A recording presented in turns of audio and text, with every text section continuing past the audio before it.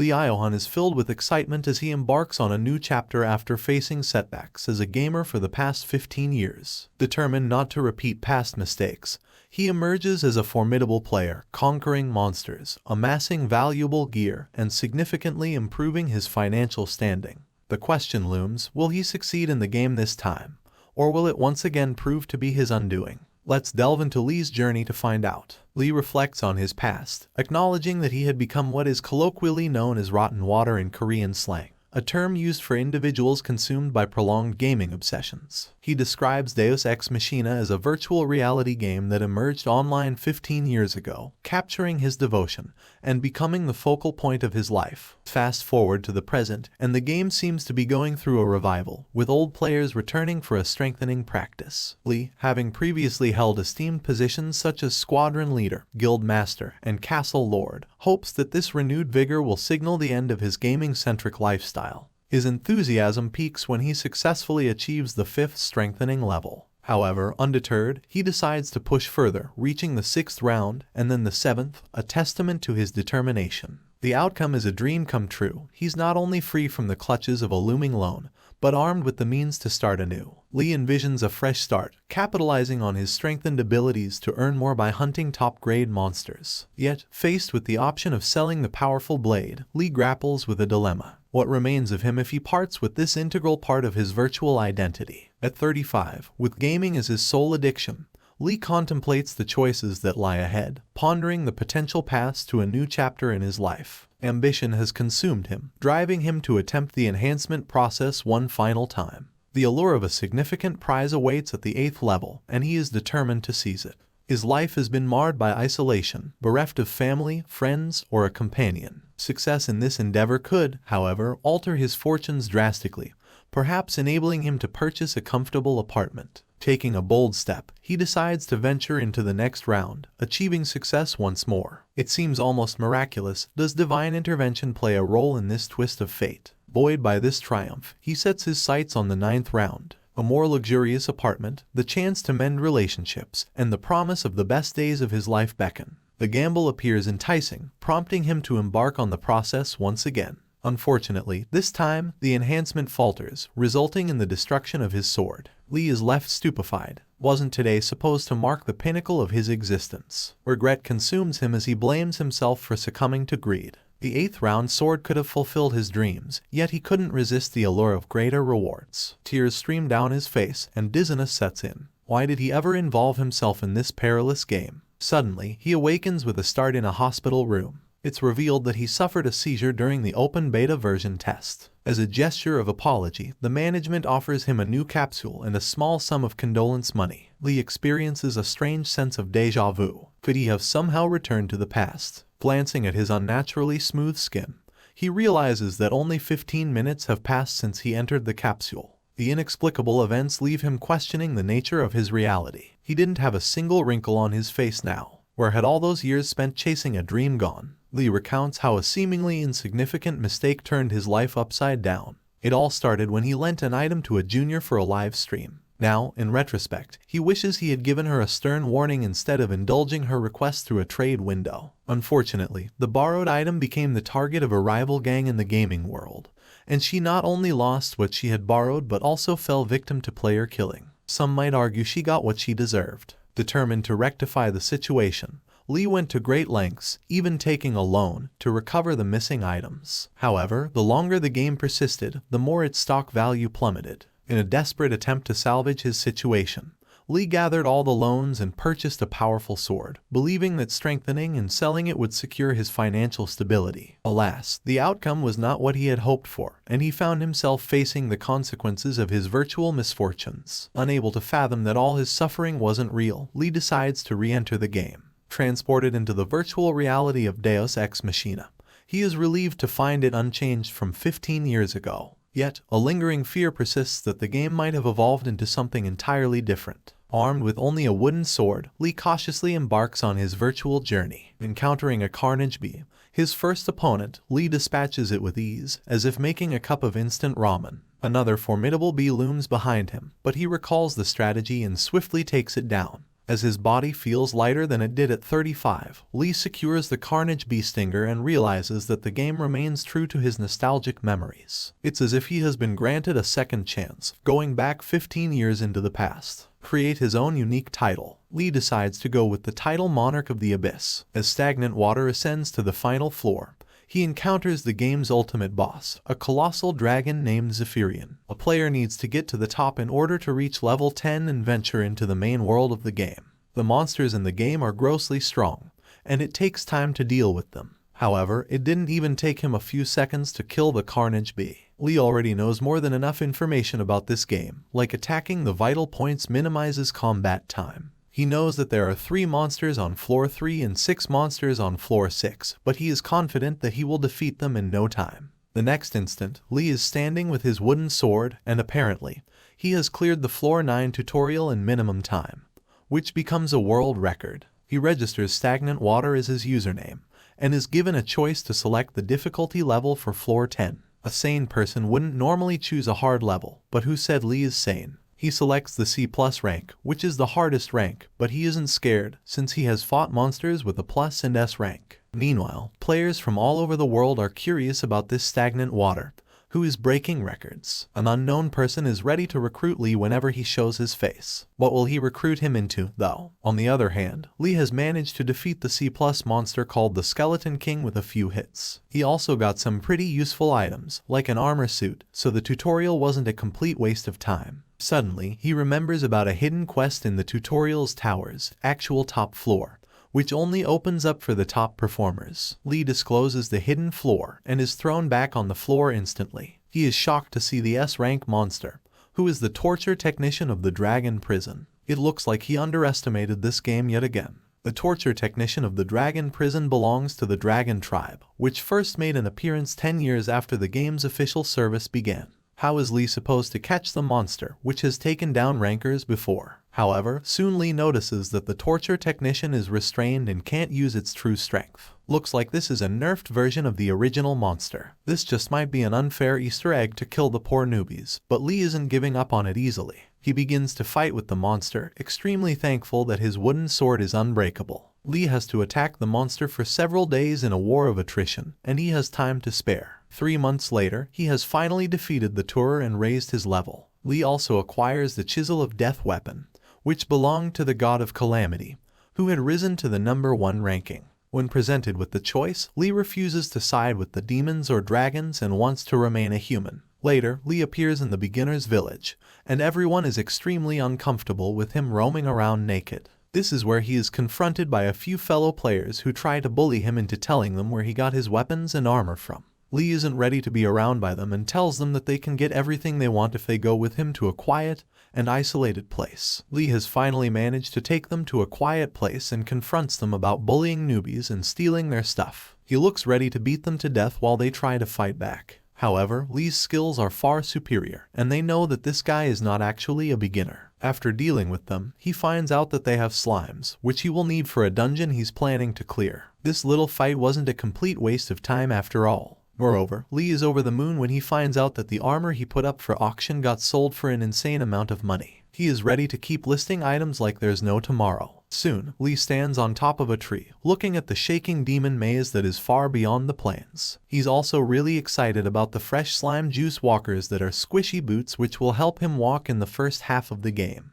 He is on a mission to fund the item that Earthquake Archer used to use, which wasn't arrows that archers normally used. However, on his way, he soon comes across a green demon called Oni, and he begins to fight it, but soon finds out he's still too slow. But he is good at running fast, so he does that and finds a secret passageway in the maze as if it's his own house. His happiness is short-lived when he finds a giant monster standing in front of him after he manages to enter the passageway. The dungeon boss has appeared in front of Lee, and the monster is preparing for an earthquake. Was it bored waiting for someone to come and visit it? Lee looks back and uses the chisel on the rest of the demons that have followed him into the dungeon. Thank God for the dismemberment perk of the chisel. Since he has taken care of all the weaklings, Lee is ready to take on the boss. 3 hours later, Lee has successfully defeated this demon as well and is ready to face his next targets. He moved on to the Nightmare Forest on the outskirts of the beginner village, where he is being chased by a wet spider for stealing its food, and leads the spider straight into the territory of the long sword needle king cobra. This really is a great tip for getting rid of two bosses at once, and it's the wet spider versus the king cobra. Is he just going to watch them until they've killed each other off? Lee is auctioning off the items he has collected and is glad to see the players going crazy over them, making him wonder if he was also the same once upon a time. He is still getting adjusted to being their top tier player. This is when he gets a call from his uncle, and he has no option but to pick it up.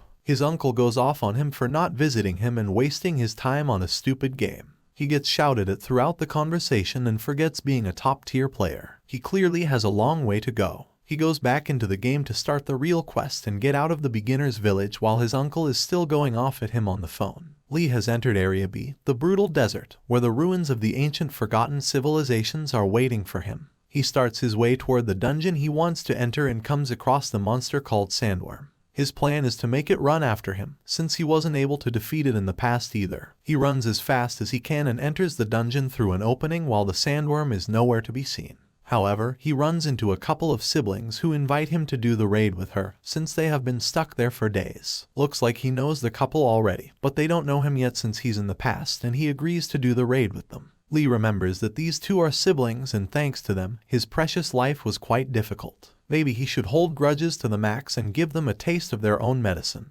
He agrees to do the raid with them, and the trio enters the room of the boss monster called the Nameless Queen. When the siblings turn around, they find Lee gone and the doorknob broken so they can't even escape. They decide to fight the monster themselves so they can become pioneers in the game. The siblings begin the fight, but they are having a hard time with causing any harm to the Nameless Queen. While Lee watches them from a crack in the door, he observes that their coordination is pretty good, and it might be because they are top 30 rankers. On the other hand, the monster has suddenly changed her pattern of attack, which catches the siblings off guard. It's hard for them to avoid her new pattern, and it looks like it's too late, until Lee steps in to save the day with a single strike. He has taken the last hit, which annoys the siblings since he's hiding until now. Lee obviously wants them to be more grateful since he saved their lives. Lee's level is increased and he disappears again, while the girl among the siblings transforms into the Nameless Queen herself, while her brother is left shocked. The newly turned queen's real name is Hui, and her conscious mind can't understand what is happening with her while her brother is presented with the choice to defeat the monster that has possessed the body of his sister. Hui has the option to forget her past relationship and defeat her brother, who is the invader of the dungeon, and get a reward. On the other hand, Lee is glad that he managed to defeat the monster by sitting tight and doing nothing. Hui has made her choice and killed her brother and is waiting for her reward to arrive. But looks like the raid isn't over yet, since she hasn't defeated the other invader, Lee. Hui is furious with him and tries hard to kill as well, but is annoyed when Lee manages to dodge all of her attacks. This makes Lee up his game, and he uses the chisel to attack her since she is a lot weaker after her previous battle. He tries to convince him to leave her, since the queen has left her body, but Lee had planned on killing her anyway, so he does it. This makes him the first player to clear this raid, and he gets the bronze sword of an ancient civilization as the reward. He is about to collect the things that were dropped by the siblings when he is interrupted by Hui's dead video message and starts threatening him. He takes it as his signal to leave the game, and finds out that he has video recorded the whole raid. He's pretty bored, so he decides to upload this legendary raid to the community. The siblings are furious with Lee in the real world, since he uploaded the video of the raid for the whole world to see. Hui wants revenge for being humiliated like this. This is when Chang's goons return to tell him that someone isn't paying back their debts, and he makes plans to be as ruthless to him as possible. It is also shown that he is making a capsule room and wants more money for it. Later, at Pro Gamer Team Soul Kai's research room, Lee's video is being watched with full concentration. They can't fathom that he managed to defeat a B+ rank without any difficulty. Obviously, they can't put food on the table if a guy like him is out there. The director tells them to send a message to the stagnant water guy as he wants him on their team. He's willing to give him any salary he wants. This will surely make Lee happy. However, Lee turns down their offer, and the director can't believe it, and he faints. Meanwhile, one of the team members is observing Lee's movements in the video, and it looks like he has done this raid 100 times. Back in the game, Lee has defeated the sewage snake and entered the hidden underground dungeon. Thinking back, he says that he was a bit shocked even though he figured out how the view count on this video would be high. However, he never thought that gamers all over the world would be talking about it. Thankfully, he had censored his face in the video,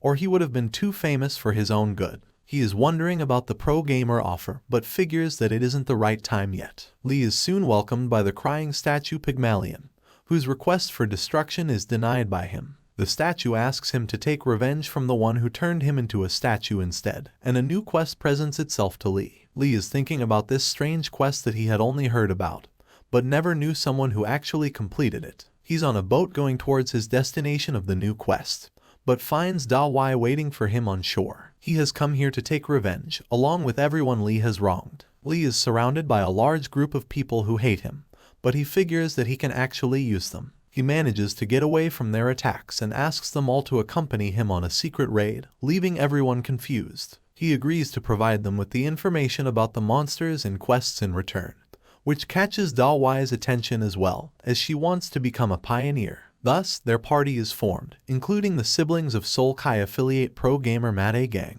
Made Gang is number 1 in the national rankings and the best fighter in the best of the fighter class. Lee can't contain his fanboy for a moment after looking at him, but wonders why he is there. The party is going through the meat-boiling jungle when they are bored with trash D-ranked monsters and they are already restless. They come across the circus, which is basically the hidden dungeon they have been looking for. Lee is about to enter the circus tent first when Chang beat him to it and sees a number of monsters just waiting for them inside. Lee appears in the tent and starts fighting all the circus clown monsters one by one, without getting hit even once. Chang watches while Lee kills multiple C+ ranked monsters in an instant inside the tent, and he can't believe it. Well, honestly, Lee's companion know that he doesn't lack anything, and some of them were curious about his abilities, which is why they have joined the raid. The old bullies are also in the party who want Lee to share the rewards with them, since he just keeps on killing the monsters on his own. They are shocked to find that Lee instantly agrees to share all the items fairly, but Dongua doesn't trust him at all and believes that he definitely has a hidden agenda. They open the door to the next floor of the dungeon, which is too empty at this moment, and the statue of the crying Galatea is standing in the middle. Lee is impressed with Dongua, who quickly catches on that the statue is the monster. The party tries to attack the monster, but to no avail. Apparently, they can only attack the statue when it's moving. Does Lee have a plan to make it move? Lee tells everyone that he is going to defeat the statue on his own, and he has brought everyone here because they are useful. Moreover, he tells them to hand over their money. Lee wants a survival fee from the party, since he's giving them a chance to live by defeating the statue. However, his party isn't as understanding when he asks for 100 million gold. Dongua is supposed to give her brother's fee as well, and she tells Lee that she isn't going to pay an upfront fee when she doesn't even trust him. He suggests that she can put the amount as a security deposit, and is ready to give them the reward he gets after defeating the statue. His party is left confused, as they can't believe that he is giving up the reward, which will easily have a B+ rank. All of 6 members of the party start depositing the amount one by one, and Lee can't contain his happiness. He knows that his party members are too desperate that they have given up so much just to be pioneers. He prepares to fight the statue, and tells the rest of the party to close their eyes as the statue turns into a monster when people look away, and attacks the closest player. Lee moves nearer to the statue and attacks him, but he makes his party members open his eyes, which makes the monster turn back into a statue. Its attack pattern resets every time it stops, and Lee is going to take advantage of this. He instructs them to close their eyes again, and all of the party members have just one thought churning their head at this moment. They all want to see what's actually happening around them. Lee is trying to use all of his skills to defeat the statue since he's confident that he can do it. Meanwhile, Dongua wonders what will happen if she opens her eyes and looks at the monster. She figures that Lee will be killed in an instant if she does so, and is confused about whether she should roll the dice. This is when they open their eyes and find out that Lee has successfully defeated the crying Galatea statue, and his deposit gets released into his account. He is glad that now he has 7 million. His bank account is going to be full for sure. Dongua is furious that there aren't any rewards around for them yet, when they hear the statue screaming and the body sealed within the statue is being awakened. The real boss monster, Medusa, is awakening, taking everyone by surprise. The party members look at it to stop it from moving, and some of them start turning into stone. It looks like the pattern for this monster is different, since Lee has closed his eyes and he is ready to fight Medusa as well. He is aware that Medusa stands still for 30 seconds when she is awakened, but he knows her full attack pattern, so it's a golden opportunity for him. But he is interrupted by Mate Gang, and Lee can't believe that he hasn't turned into stone yet. Maybe he managed to close his eyes as well. Mate Gang emerges and suggests that he and Lee should fight. The two players begin fighting and are given tough competition to each other. Lee can't do much damage to him and wonders how he got so strong when they've been playing for the same amount of time. Lee looks at Tae Gang's equipment as he has a Wanderer's Gauntlet, Dave Brock armor, a Victory Helm, and Gambler's Scurry. Lee is having a fanboy moment again, looking at the combat god. Tae Gang doesn't like that Lee is dodging his attacks as if they have fought 100 times. Lee attacks his chin, which is his sensitive spot, and finishes the fight with a last strike. Tae Gang's ego looks hurt as he challenges Lee that he will be the one to defeat Medusa before him. Lee can do nothing but admire his old hero for his courage, but can't help making him angry by declaring that he can kill this monster with his eyes closed. Tae Gang is left shocked while Lee proceeds to close his eyes and remember Medusa's attack pattern, and he is ready to fight the monster. Lee's bronze shield has been broken, so he can't use that to fight against Medusa, but no biggie since he has other skills. He's trying to remember Medusa's active abilities and comes up with a battle plan. All of her powers are extremely dangerous, but Lee knows how to recognize them with his eyes closed. And when Medusa finally dives at him herself, her health would already be mostly used up, and he will use his ancient bronze sword since Medusa's weakness is bronze. He finally launches his final attack at her and becomes the first player to defeat Medusa. He gets many rewards. Lee goes back to Medusa, who asks him to kill her child and send him to the underworld with her. This is a secret quest, though, and he is given a black key if he accepts this quest. It's a brand new day, and Lee wakes up at his same old house, which is infested with bugs. Maybe he needs to finally move now. He goes to find a different place and is impressed by one of the houses he sees. At least there are no cockroaches here. Lee is also being approached by broadcasting networks for interviews as word is spread about him being a newbie who has taken the gaming world by storm. Lee agrees to partner with them for some money, of course. On the other hand, donghua is extremely angry at Lee for scamming them and still being so popular on the internet. Chang doesn't think that it's fair that he is getting all the credit for the Medusa hunt when all of them went for the hunt. It gets even worse when one of Chang's henchmen arrives and starts making fun of donghua for dying in all of Lee's videos of the game. Now she actually has a plan to make Lee's life harder, and she can't wait to begin. Lee arrives at a new dungeon and finds 3 of the C+ ranked monsters killed before he can arrive. He wants to know who got there before him when he is interrupted by a giant blue Annie. 3 hours later, he has defeated the blue Annie, and wonders who was attacking it with arrows when he arrived. Maybe someone is attempting a solo raid here. When he goes a few steps further, a huge Gorgon appears in the dungeon, which is a ferocious monster, and Lee knows that this is a top-tier monster to oppose. However, he spots someone standing in front of the Gorgon with a weapon. How can it be? The archer character in front of the Gorgon is Drake Ket, who is a top-ranked player in the world. However, Lee remembers that he disappeared from the game one day, and no one knows why, which is why he is a big mystery. Lee is highly impressed when he watches Drake bring down the Gorgon to 5% health level, and finally takes it down. But it's not over yet, and Lee tries to warn him. Drake is suddenly faced with a Jormungandr, which is an enormous snake that is summoned by Lee to save him. Drake is thankful to him and promises to save Lee's life at least twice in return.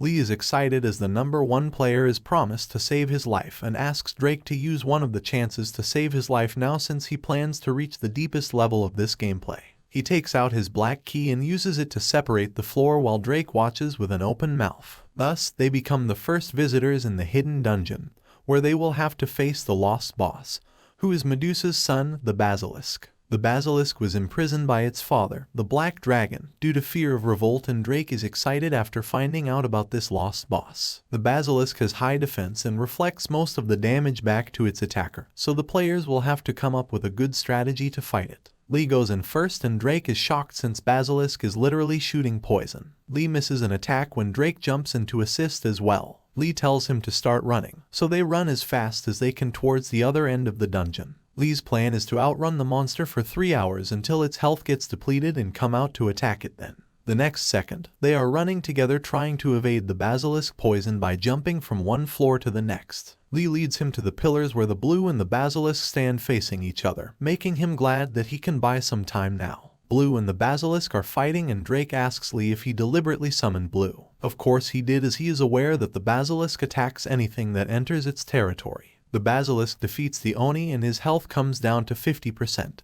and they lead it to the first floor, and now they have nowhere else to go. Now is the time for Lee's secret item to shine, which is the amalgam foot leather, and causes the basilisk to fall down all the 8 floors of the dungeon, which will hopefully lower its health. Now they will wait for the basilisk to come up so that Lee can finish it off with a single strike from the chisel. And soon, he does exactly this and clears the basilisk raid. As a reward, he gets in a plus rank armor. Lee and Drake decide to go out and get all the items they can collect from the dungeon when Drake tells him that all the guilds have ordered him to die. Lee is confused when Drake tells him that he also got a bounty to kill him and his life may actually be in danger. Lee laughs after hearing this as he is unimpressed with newbies coming after him. Surely he can get rid of all of them early as well. Dawei has arrived in the harsh desert with a group of her brother's guild members with one purpose: to kill Lee. She is there for revenge and she is even joined by many other players who want to kill Lee to earn the bounty placed on him. She thanks Drake for helping them to catch Lee as he gets info from the PK League and can lead them to his current position. In return, Drake says he wants money for assassinating Lee. Dawei agrees as she just wants Lee dead and is ready to transfer him the amount.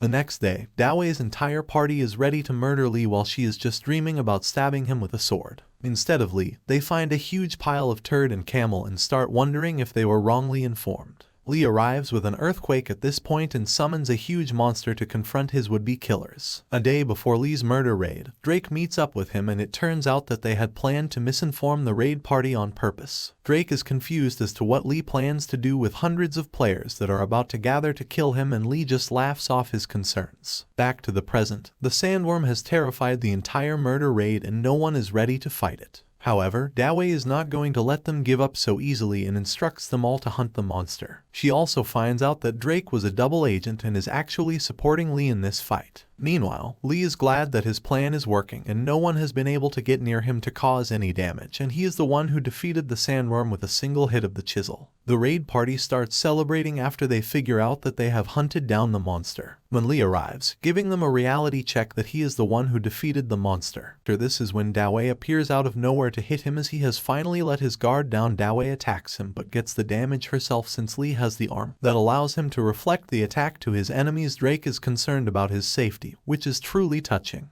He shows Drake the sandworm's hide, which is the latest item he has collected, which is one of the best items in the game. Drake is willing to tag along with him since he is so entertaining and mentions that Dawei is really skilled as well, but some of the raid members don't want to let Lee take all the rewards for killing the sandworm. But Lee and Drake manage to hide under the sandworm's hide just in time to leave them hanging. They log out of the game and Lee uploads another video of his quest, which is being watched all over the world. Tigong is in school when his peers talk about Lee's skills in the game and he leaves before homeroom. He is walking around the city thinking about how to make money when a flyer lands in his hand which shows him the opportunity to make 1 billion. Lee has paid a visit to his uncle's house for the first time in a long while where he's being shouted at yet again. They move on to discuss Lee's grandfather's inheritance and it looks like he isn't getting much of it, thankfully. He is already making millions by playing his favorite game. He offers his help to file the case in court and do all the paperwork, which impresses his cousins as well. Lee doesn't want his cousins to end up miserable, and he knows that he hasn't gotten the chance to return back to the past just so he can let bad things happen to his family. Moreover, Lee has ordered a brand new car to be delivered to his uncle's place and drives off in it in front of his entire, leaving them shocked in the car. He's excited for the Asian Toto League to start, which has the prize money of 1 billion. The event has begun with the host announcing the names of the participant players for the first match, whose names are PK Joe and Matiosi. The first match celebration of the event's opening day is about to begin and it's Machios versus PK Joe. Everyone is cheering for PK Joe as they know him, but no one is aware of Machios' identity, which is why they aren't willing to cheer for him. Machios knocks out PK Joe before he can even react and the fan favorite player is defeated while the newbie Machios wins. He is actually Tigong and is capable of the skills needed to win. Machios is confident that he can easily defeat all these newbies who think they can win. Soon his words are proven to be true as he defeats many players one after the other. Now, in order to win the prize money, he has to win 3 more matches. However, his next match is against Goinmul, which is the Korean word for stagnant water. Can it be Lee who has signed up as Goinmul? Tigong tries to figure out his opponent and thinks that his height is off a few centimeters than the time he met Lee in the dungeon. Maybe it isn't the same player after all. Goinmul tells him that none of his hits will land on him as the match begins and Tigong takes the challenge. They begin fighting and Tigong observes that his speed is also slower than the real guy and wants to finish him off by pretending to be stagnant water. He gets even faster and uses his forged gauntlet to launch his attacks and leaves everyone shocked with his impeccable fighting abilities. This Goinmul can drop out after 2 rounds. At this rate, he soon reveals himself to be Kos, who is the pro gamer ranked 3rd in China, and he looks ready to take on Tigong and promises to not let the fight be easy this time. Goenmul keeps grinning while Tigong attempts to strike him as he is incredibly fast, especially for his size. Tigong needs to create some distance first while Goenmul uses a ranged attack at him. Tigong's health is almost depleted and he ends up surrendering to survive, making Goenmul win the match. The audience is cheering for him, however. They are confused as to what a professional player is even doing in this match. Anyway, the next opponent is contestant number 3, who isn't recognized by anyone but manages to make it out of the nameless group.